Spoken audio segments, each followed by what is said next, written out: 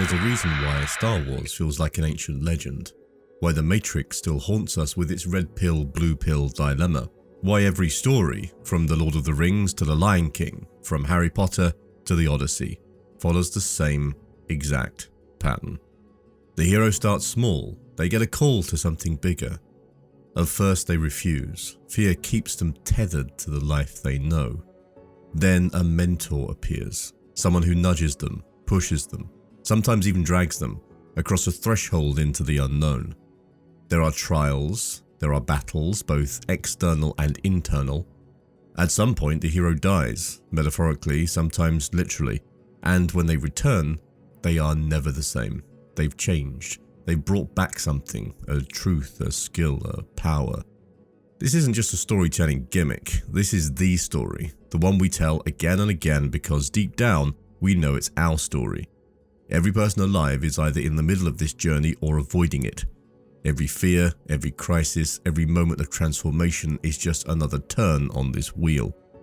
And nobody mapped it out better than Joseph Campbell. Campbell was an explorer of myth, a collector of the grand narratives that have shaped human history. He spent his life dissecting myths from every culture, every religion, and every ancient epic. What he found was a blueprint, a universal structure that repeated itself across time and geography.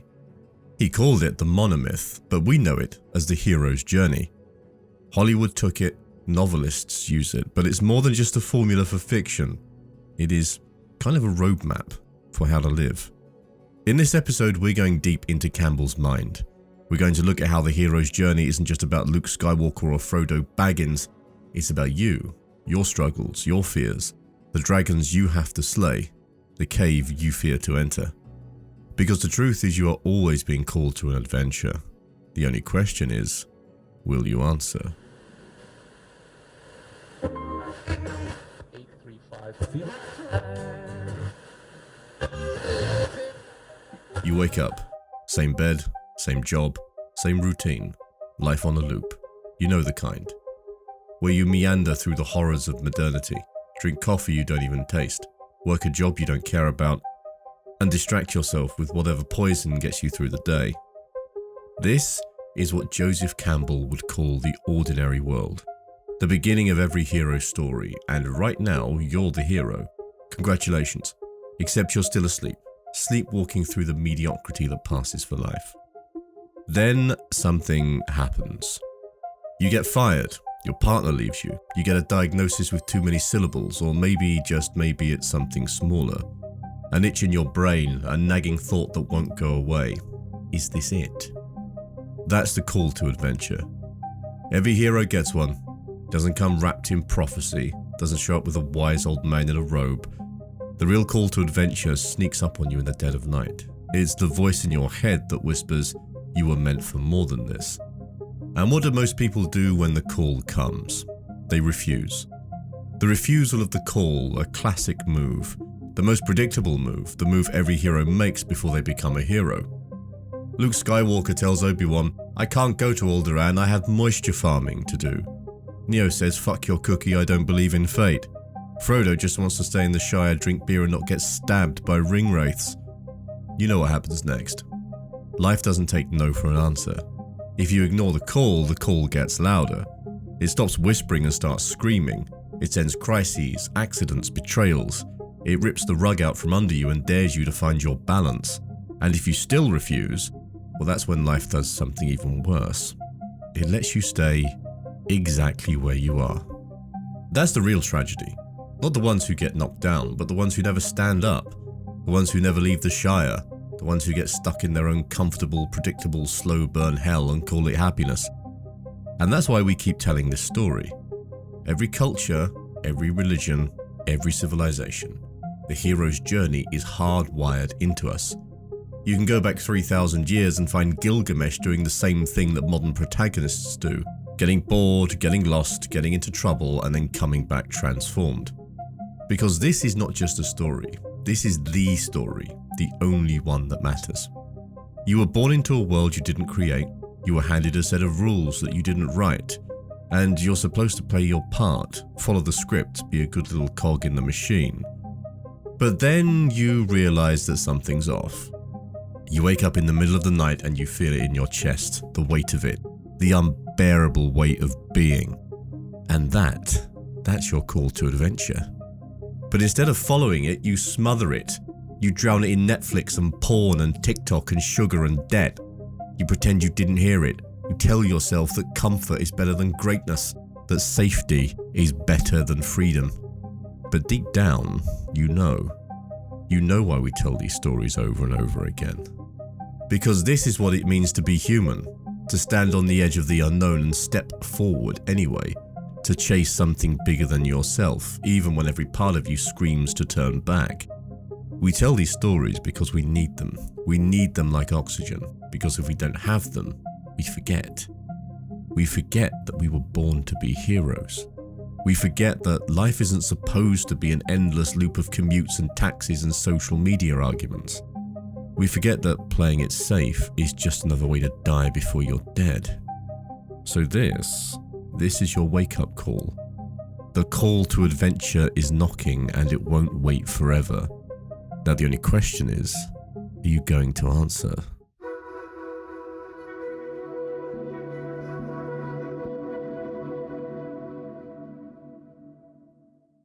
The structure is simple, too simple. So simple it looks like a formula, like something some hack screenwriter cooked up in a 3-act structure workshop. That's why people underestimate it. They see the hero's journey and think it's just a storytelling trick, a lazy Hollywood crutch. They think it's a cheat code for blockbuster movies, for superheroes and chosen ones, for predictable plots and overused tropes. But this isn't a template, it's not a gimmick, it's older than that. This is the software running underneath your life, the story that plays on repeat across history, across every human being who's ever lived and struggled and overcome and failed and tried again. This is the deep wiring of the psyche mapped out in a cycle. And you are somewhere on this wheel right now. Maybe you're stuck at the beginning, resisting the call to adventure. Maybe you're in the abyss, the dark night of the soul, lost and gasping. Maybe you've already crossed the threshold and you don't even know it yet.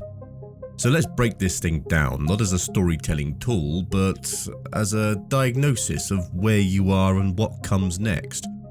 Stage 1 is the ordinary world. This is where you start and where you stay if you're not careful. Everything in your life feels normal. Not good, not bad, just normal.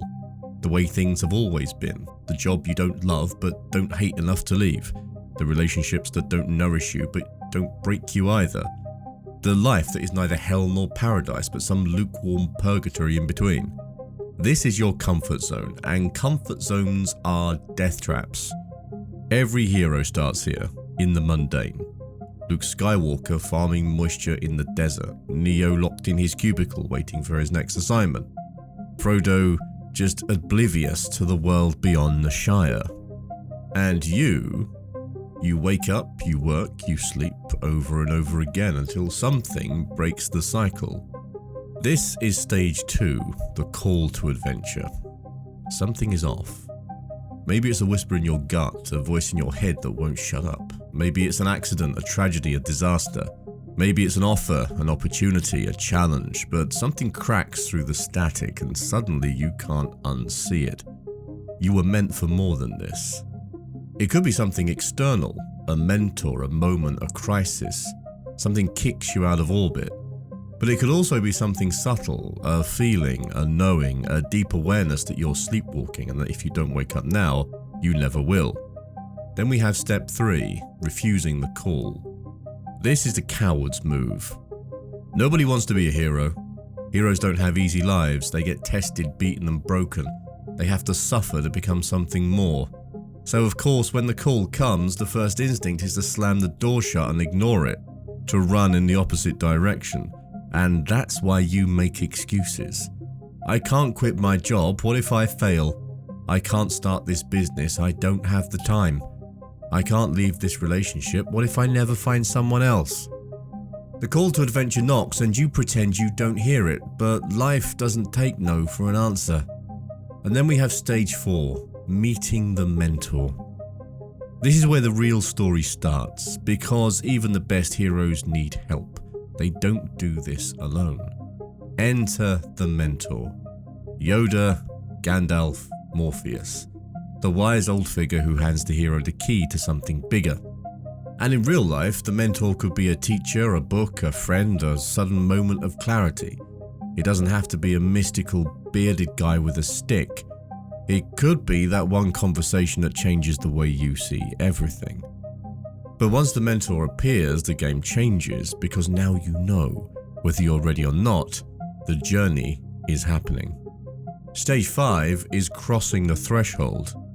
There is a moment in every hero's story where they step into the unknown. For Neo, it's taking the red pill. For Luke, it's leaving Tatooine. For you, it's the decision, the action, the moment you choose not to stay where you are. Once you cross the threshold, you're in it. The old world is gone. You've burned the ships. You can't go back to the way things were. Stage 6 is tests, allies, and enemies. Now the struggle begins. Obstacles, setbacks, people who try to pull you back down, people who push you forward. Every hero has to navigate this maze, and this is where you want to quit. Because it's hard, because things go wrong, because the world doesn't just hand you what you want. But this is where you grow. This is where you find out who you are. Stage 7 is the inmost cave and the ordeal. This is where most people give up. The part of the journey where everything falls apart, the ego death, the suffering, the abyss. And in real life, this is where your business fails, your relationship crumbles, your confidence is shattered. This is where you think, I made a mistake. But this is exactly where you're supposed to be, because this is where transformation happens. And then finally we arrive at step 8, the reward and the return. Every hero who survives the abyss comes back different. Stronger, wiser. This is the comeback story, the redemption arc, the moment you realize that every wound, every loss, every moment of suffering meant something. And when you return, you are no longer the same person who left. This is why we keep telling this story, because every single one of us is on this journey, whether we realize it or not. And if you're still stuck in the ordinary world, if you're still refusing the call, then let this be your moment. The call is waiting.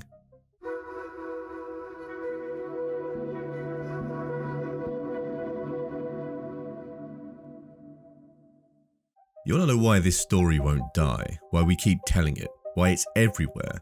Stamped onto every culture, every legend, every religion, every blockbuster film that rakes in billions. It's because this isn't just a story, it's more of a map. A psychological blueprint, a spiritual path, a survival guide hard-coded into the human experience. Carl Jung knew it, and Joseph Campbell articulated it. Nietzsche happened to warn you about what happens when you ignore it, and you are living it right now, whether you realize it or not. See, this isn't just about movies and myths, it's about you, the trials you face, the demons you battle, the person you are, and the person you could become if you had the courage to step onto the path. So let's go deeper. Let's strip away the fiction and talk about what this really means. We're going to start with Carl Jung. Now, he had this crazy idea that human beings aren't just blank slates. That buried inside us, inside our subconscious, deep in the basement of our psyche, there's something ancient. Something older than our personal experiences, older than civilization itself. He called it the collective unconscious.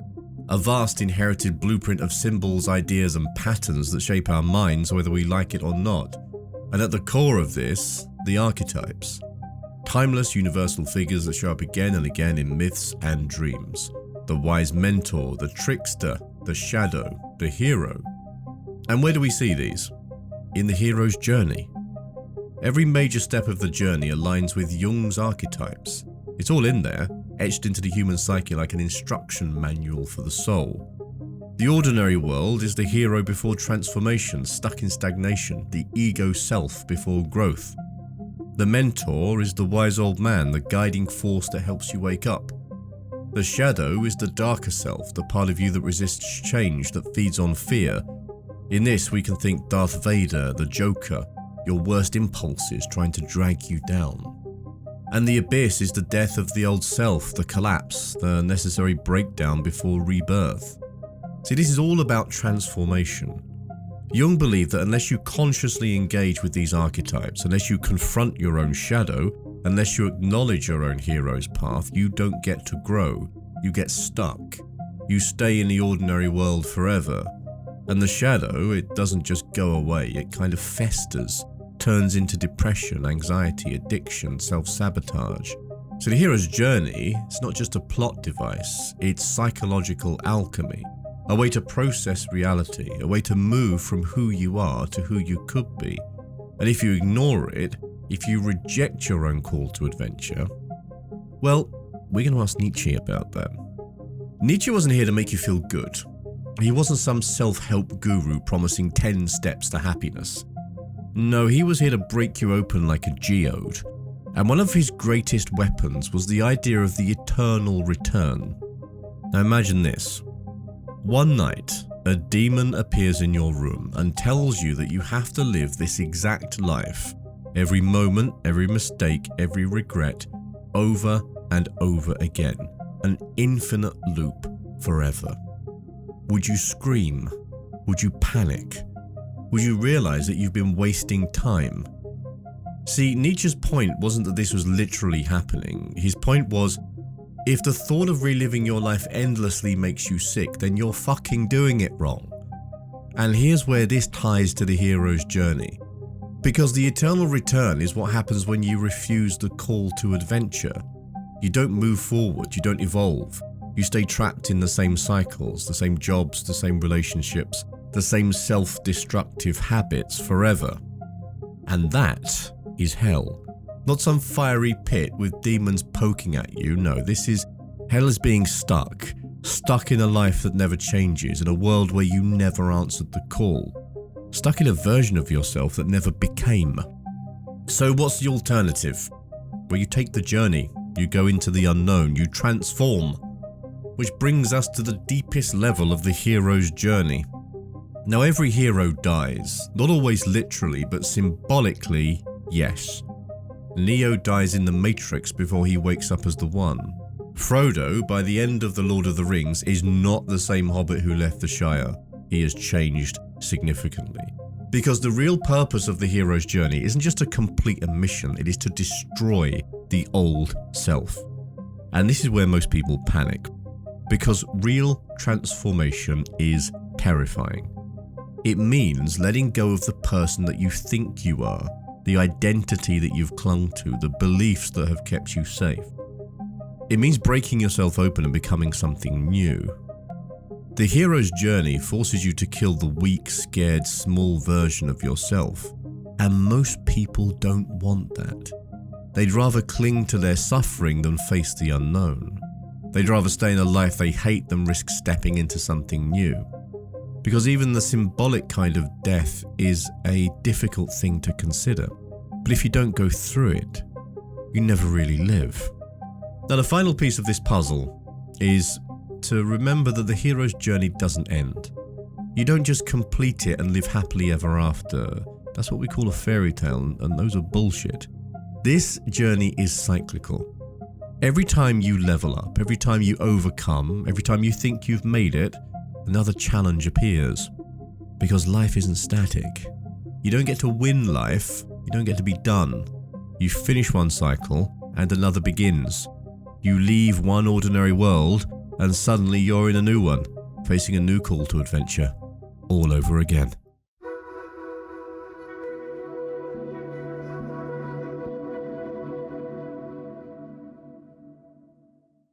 There is a lie hidden inside every hero story, a polished illusion, a Hollywood dream wrapped in spectacle and triumph.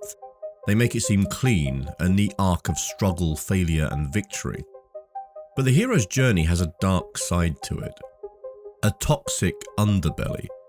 Because for every hero who crosses the threshold and returns with the elixir, there are those who never make it back.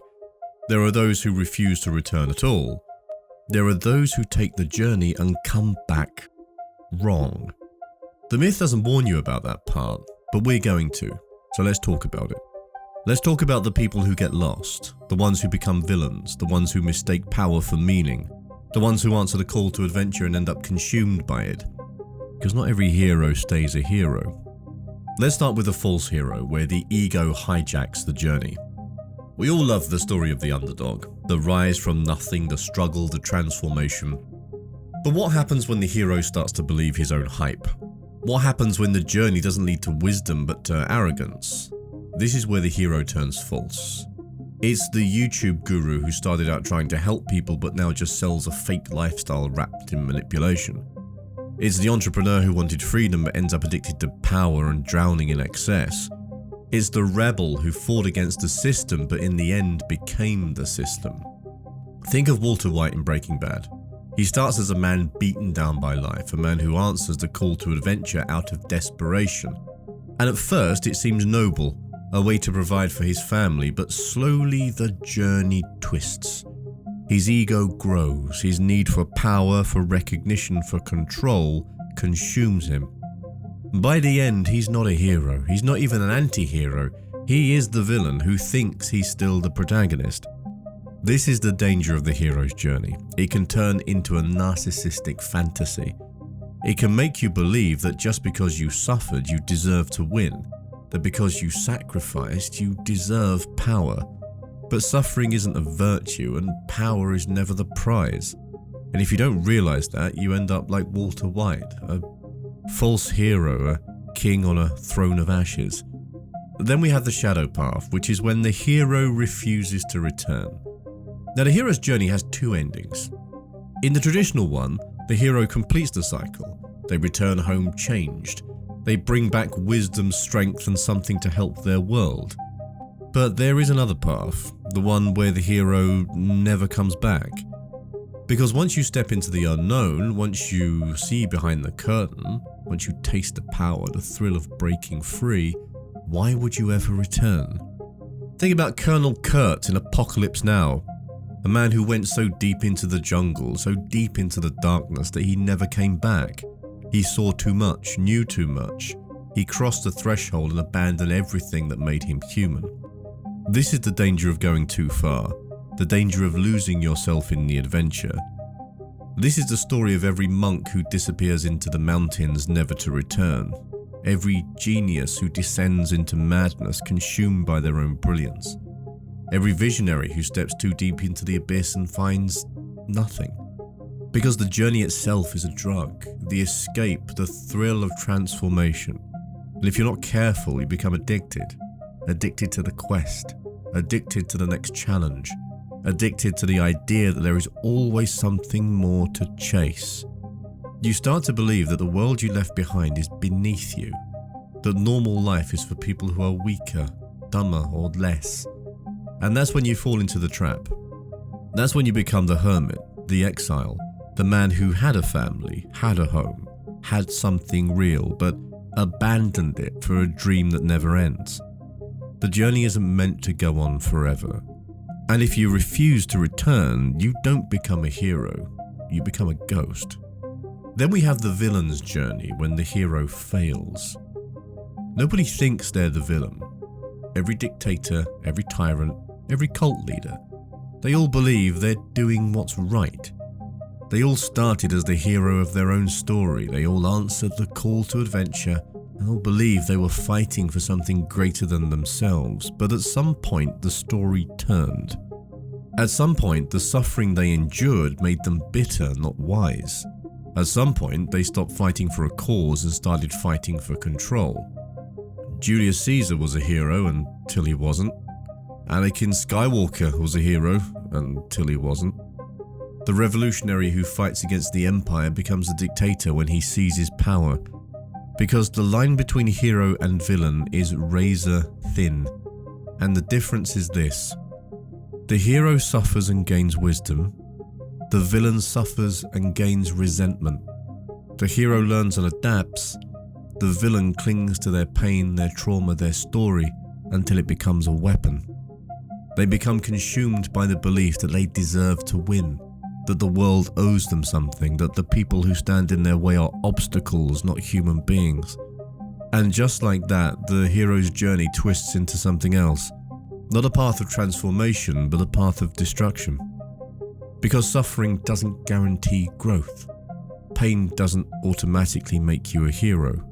What you do with the pain, that's what matters. So how do you avoid the dark side of this journey?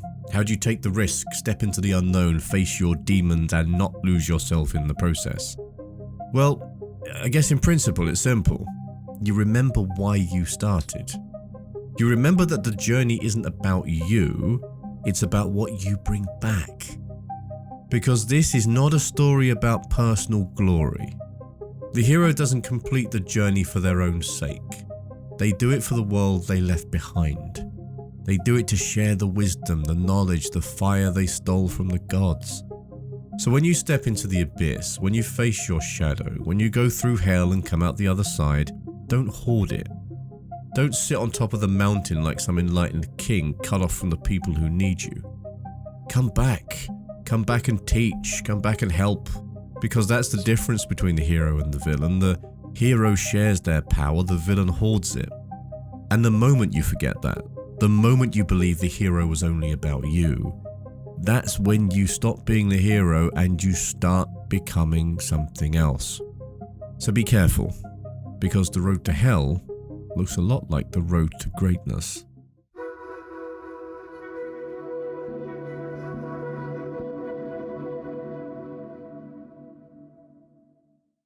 You've heard the story 1,000 times. The call to adventure, the mentor, the threshold, the trials, the abyss, the return. It's been fed to you since childhood, disguised as bedtime stories, as superhero movies, as inspirational speeches. It's been hammered into your brain so thoroughly that you don't even question it anymore. And that is exactly why it needs to be torn apart. Because what happens when the myth stops working? What happens when the hero's journey becomes a prison instead of a path? What happens when the world changes but the story doesn't? This is the postmodern deconstruction of the hero's journey. This is where we take that sacred, timeless structure and break it into pieces, and where we ask the dangerous questions. Not just why do we tell this story, but what if this story is a lie? Let's start with the crisis of the hero. Now something happened. Maybe you felt it, maybe you didn't. But at some point, the hero's journey stopped feeling real. It started to feel like a marketing gimmick, a recycled formula, a predictable, sterilized version of something that used to be dangerous and raw and human. And that's because, for the most part, it is. Hollywood figured out the pattern. They learned how to package it, how to sell it back to us in a way that keeps us comfortable. The stakes are high, but not too high. The suffering is real, but not too real. The hero changes, but not so much that they're unrecognizable. It's predictable, it's safe, and that's exactly why postmodernism took a chainsaw to it. Because life obviously doesn't fit neatly into 3 acts. In real life, the mentor doesn't always have the answers, the abyss doesn't always lead to transformation, and the return isn't always triumphant. And in real life, the hero isn't always right. That's where the postmodernists come in. They saw the pattern, they saw the myth, and they started asking, what if the hero is just another cog in the machine? I bet they're really fun at parties. Enter the anti-hero. The broken, reluctant, selfish protagonist. The one who doesn't believe in destiny. The one who doesn't want to save the world. The one who maybe wasn't supposed to be a hero at all.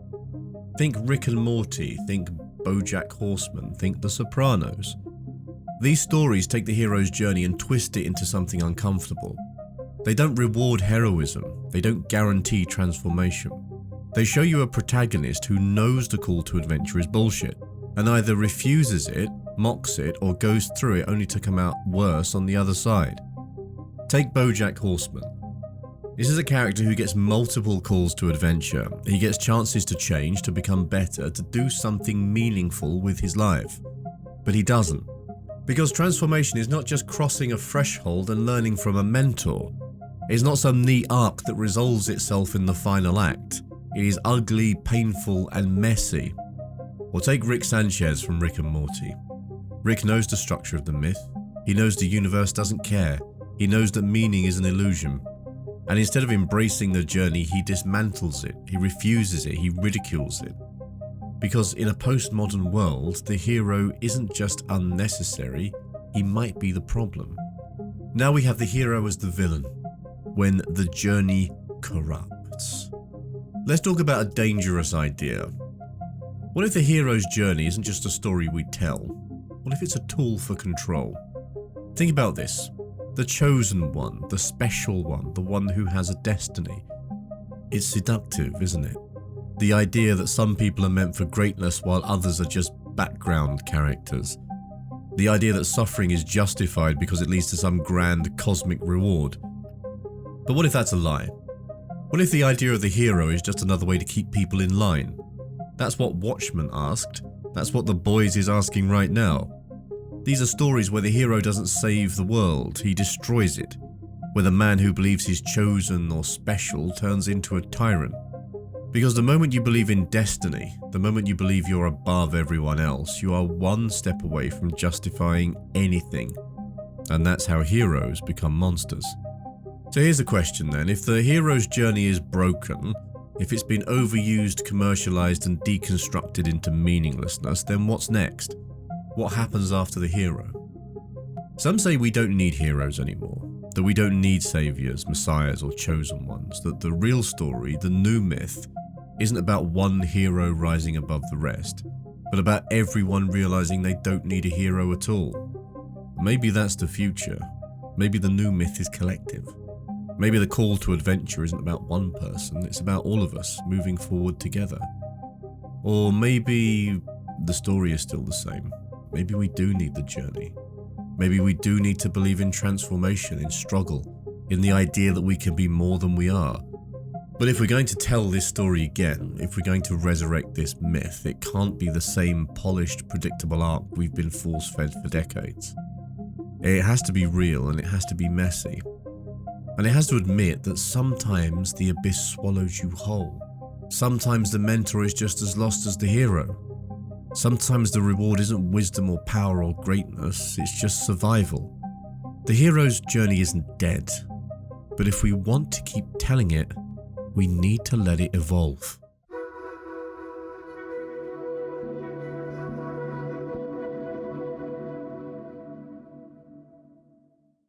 The hero's journey was never just about myths, never just about stories or movies or some perfect three-act structure. The hero's journey is life. It's the pattern underneath everything. Every rise, every fall, every transformation. The operating system running in the background of your existence. It's not some ancient storytelling device. This is you. This is the map of your own life playing out in real time. So let's talk about what happens when you stop seeing the hero's journey as fiction and start using it as a personal philosophy, a way to live, a way to make sense of the chaos, a way to navigate every loss, every breakthrough, and every impossible challenge standing in your way. Because once you realize that you are the protagonist of your own life, then everything changes. Step 1 is recognizing where you are in the journey. The first step to applying the hero's journey to your life is simple. Figure out where you are right now. Are you still in the ordinary world, stuck in the same routines, same cycles, same predictable patterns that make up your life? Have you received the call to adventure but refused it? Are you avoiding change because it's too scary or too unknown? Are you in the abyss, drowning in struggle, feeling like everything is collapsing? Or have you returned from the journey only to find that home doesn't feel the same anymore? Wherever you are, own it. Because the biggest mistake people make is they assume they're not on a journey at all. They assume their life is random. They assume their suffering is pointless. But if you reframe it, if you step back and see the bigger picture, you start to realize that every breakdown, every loss, and every moment of doubt and fear and rage is part of the process. You are not lost. You're just in the middle of the story, and the story isn't over yet.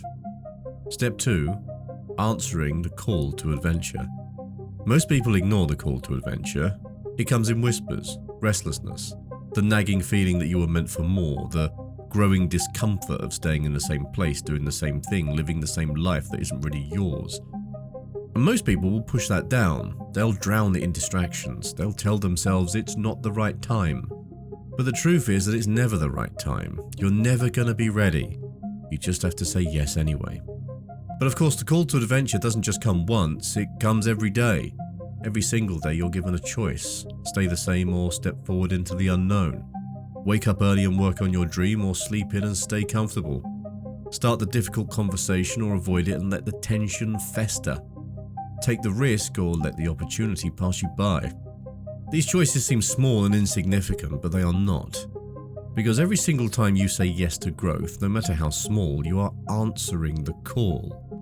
And every single time you refuse, you are choosing stagnation. You are choosing to stay asleep. You are choosing to let your story end before it even begins. Step 3 is surviving the abyss. Now this is where most people give up. They step into the unknown, they take the leap, and they commit to change. Then they hit the wall, the resistance, the suffering, the breakdown. Because the universe doesn't just hand you transformation, it tests you first. Every hero has to pass through the abyss. Every hero has to die before they can be reborn. And in real life, the abyss looks different for everyone. For some, it's failure, losing everything and having to start over from scratch. For others, it's heartbreak, betrayal, loss, the shattering of everything they thought was true. For some, it's internal, depression, doubt, that crushing weight of feeling like you're never going to be good enough. But the thing is, if you don't face it, you stay the same. And staying the same is worse than failing. Because when you stay the same, you stay stuck. And you can lie to yourself, you can pretend it's fine, you can rationalize 1,000 reasons why this is just the way life is, but deep down you know. You know you were meant for more than this, and if you don't push through, if you don't survive the abyss, then the only thing waiting for you on the other side is regret. Step 4 is returning with the elixir, or using what you've learned. Most people think the journey ends once you succeed, once you make it. Once you achieve the goal, climb the mountain and break through the struggle, but that is not the end. Because the real test, the final test, is what you do after. Every myth, every story, every hero who survives the abyss doesn't just return empty-handed. They bring something back. The elixir, the knowledge, the lesson. And in real life, this is where most people fail. Because success on its own is meaningless. If you win but don't share what you've learned, if you make it to the top but don't turn around to help others, you haven't really won anything. The real heroes come back and teach. They pass it on. They help the people who are still struggling. They guide others through their own journeys. Because the journey isn't just about you, it's about the people who need you to make it. So if you're sitting here thinking, I made it, I survived, now what? Here's your answer. Go back and help someone else make it too. Step 5 is accepting that the journey never ends. There's one last thing you need to understand, and that is that the hero's journey doesn't just happen once. It happens over and over and over again. Every time you reach a new level, a new challenge appears. Every time you think you've made it, life finds a way to push you into the next adventure. And that's the point. You're never done. You're never finished. There's no final destination. No perfect ending where everything is solved and you ride off into the sunset. There's only the next challenge, the next lesson, the next journey. And you can fight that, you can resist it, you can refuse the call over and over again. Or you can embrace it. You can accept that growth is endless, that transformation never stops, that the only thing you ever have control over is whether or not you keep moving forward. Because that is the real test. Not whether you win, not whether you succeed, but whether every time you fail, every time the world knocks you down, you stand back up and you take the next step.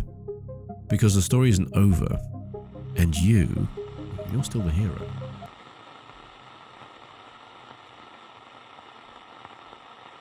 Here we are, at the end of the journey.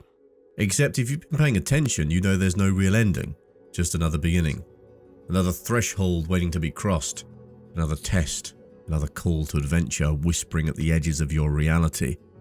That's the thing about the hero's journey. It doesn't end, it just loops.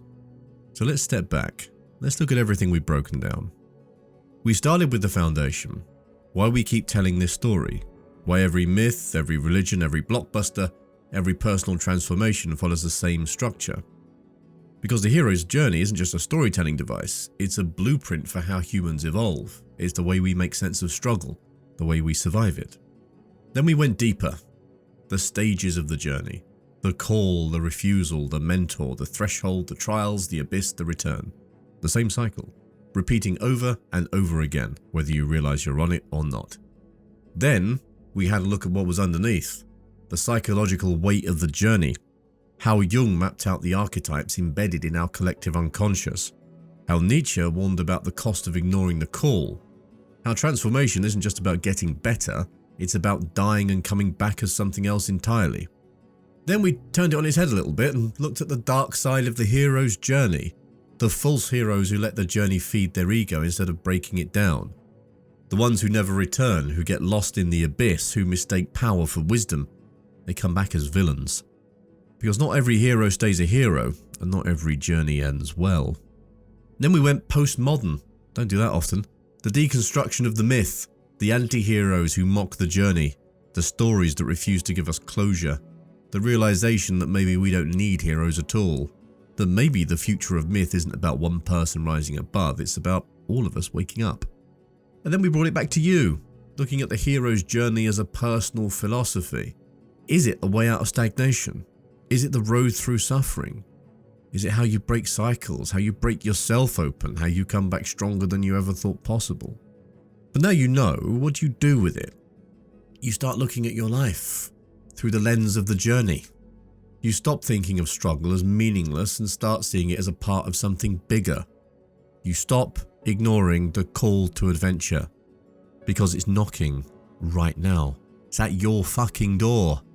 In some part of your life, you are being called to leave behind an old identity, to step into something unknown, to face a challenge, to face a fear, to face yourself. And you have a choice, of course. You can refuse it. You can keep hitting snooze, keep numbing yourself, keep telling yourself you're not ready yet, or you can answer, step forward, leave behind what no longer serves you, and take the first step again. Because that's the secret to this whole thing. The hero's journey isn't about winning, it is about answering the call every fucking time. No matter how many times you fall, no matter how many times you fail, no matter how many times you have to start over, the story isn't over. It never is. Thank you, you beautiful lot, for spending your time with me today. Your attention, your presence is always deeply appreciated. I want to say a huge thank you to all of you who have subscribed to the podcast so far, who've been on the Substack, on the website, and signed up for the updates. It's a huge help to us to get your support and your engagement, because it just makes this stuff more visible. And this is the wanky part that kind of contradicts everything that I'm talking about. And it does grate me, but we have to do it because it's marketing, and to get this stuff out there so people hear this, I need to use these insidious platforms. So we are on social media. We're on Instagram and Twitter and TikTok with the handle @TheObservingEye. And there are video versions of these podcasts on YouTube, which is at youtube.com/@TheObservingEye as well. So if you like what you hear, go give us a subscribe, go share it with people who you think might find it interesting. And I do want to hear back from you as well. I don't want this to be like a broadcast. I'd love it to be a conversation. So there is space on all of those platforms for you to comment on things, to ask questions, and I will get back to you as soon as I can on those. I'd love to hear what you've got to say and what your thoughts are around this stuff. I've also set up an email, which I think I'm not sure if this is a good idea, but I've done it anyway.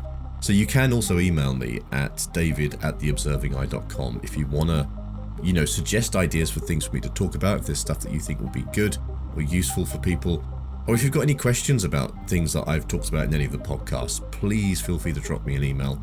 I respond to them myself, and I try and do it within a day because, I'm not exactly swamped with emails.